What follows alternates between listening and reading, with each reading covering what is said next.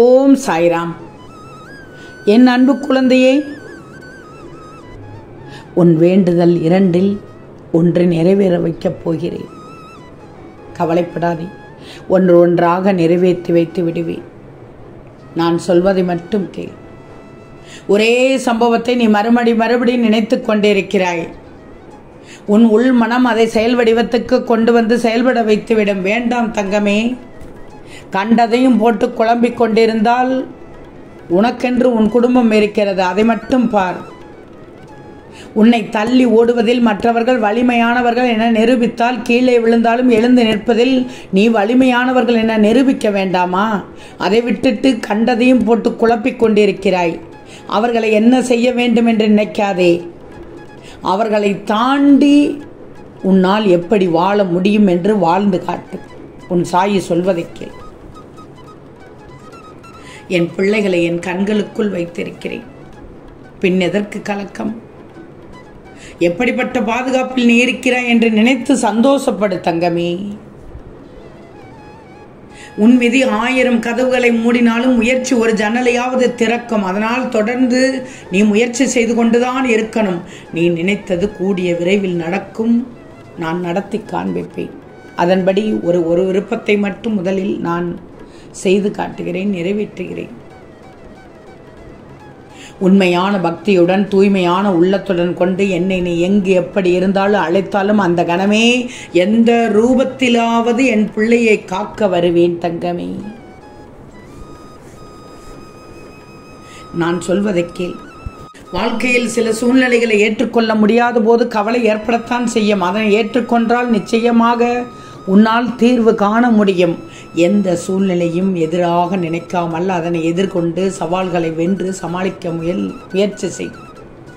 நம்பிக்கையோடு செயல்படு. என் துணை எப்போதும் உனக்குண்டு தங்கமே. இந்த சாயி இப்போது உன் முன்னிலையில் வந்து ஒரு வரம் தந்தால் என்ன வரம் கேட்பாய்? என்ன வரம் கேட்பாய்? எனக்கு தெரியும். அதை இந்த பதிவில் எழுது. நான் உன் முன்னிலையில் வந்து ஒரு வரம் தந்தால் என்ன வரம் கேட்பாய் என்று சொல்லிவிட்டு செய்தால் பதிவிடு தங்கமே. என்ன வரம் வேண்டும் என்று கேட்பாய் என்பதை பதிவிடு. நான் உனக்கு நினைத்ததை நடத்தி காண்பிக்கிறேன். நடந்ததும் நன்றி சொல் எனக்கு. அப்போதும் பதிவு செய். உனக்குள் இப்போது ஒரே ஒரு நம்பிக்கை இருக்கும். நம்பிக்கை இருக்கணும். நிச்சயமாக நம்பிக்கை இருந்தால்தான் அழகான வாழ்க்கையை வாழ முடியும். கவலைப்படாதே. நான் உன் கண்ணில் பட்டிருக்கிறேன் என்றால், நான் உன்னுடைய குறைகளை கேட்கிறேன் என்றால் நான் உன் முன் வந்துவிட்டேன் என்றுதான் அர்த்தம். உன்னை பார்த்து கொள்ள உன் சாயி இருக்கிறேன். கவலைப்படாதே, தைரியமாக இரு. என் மீது நம்பிக்கை கொண்டு சரணடைந்தால் கண்டிப்பாக அந்த குடும்பத்தையே காப்பாற்றும் பொறுப்பை நான் ஏற்றுக்கொள்வேன். இந்த சாயியை நம்பினோரை கைவிட மாட்டார். நம்பு தங்கமே. நடந்து கொண்டிருப்பது எல்லாம் இந்த சாயின் செயல்தான். இனி நடக்கப் போவதும் என் அருளால் தான். எதற்கு இந்த வீணான கலக்கம்? நான் உனக்கு நடத்துவதை நடத்தி காண்பிப்பேன் என்று சொல்லிட்டேன். நம்பிக்கை வைக்கணும். பாரங்களை சுமக்காதே. என் மீது இறக்கி வைத்து விடு.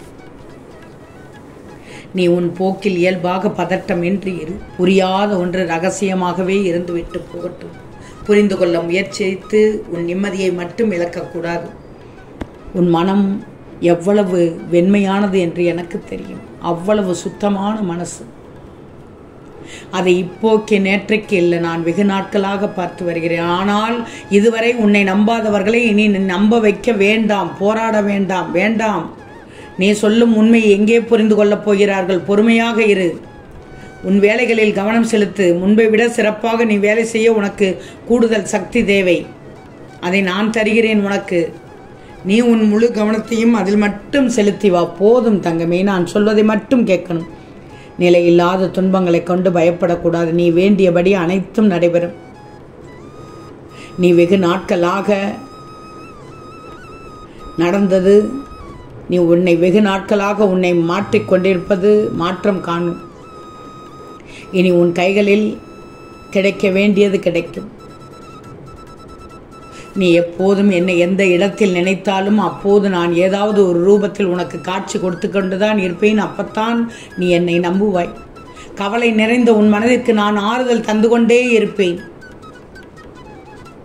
படிப்பு, வேலை, திருமணம், குழந்தை ஆரோக்கியம், இப்படி உன்னுடைய எந்த வேண்டுதலாக இருந்தாலும் அதற்கான வேலைகள் நடந்து கொண்டுதான் இருக்கின்றன.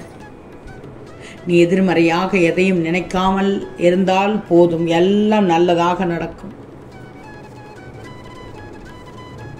இந்த சாயியை மட்டும் நினைச்சுக்கோ, நல்லது நடக்கும். நீ கேட்ட ஒரு வரத்தை நிச்சயமாக நிறைவேற்றி தருவேன்.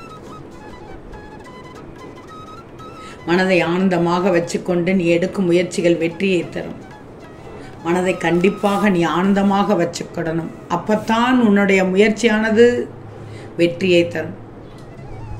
பல நாட்களாக இழுத்தடித்த சில விஷயங்கள் விரைவாக இனி நடந்து முடியும். துன்பமான வினைகளை அனுபவித்து முடித்து விட்டாய். இனி இன்பம் வரும்.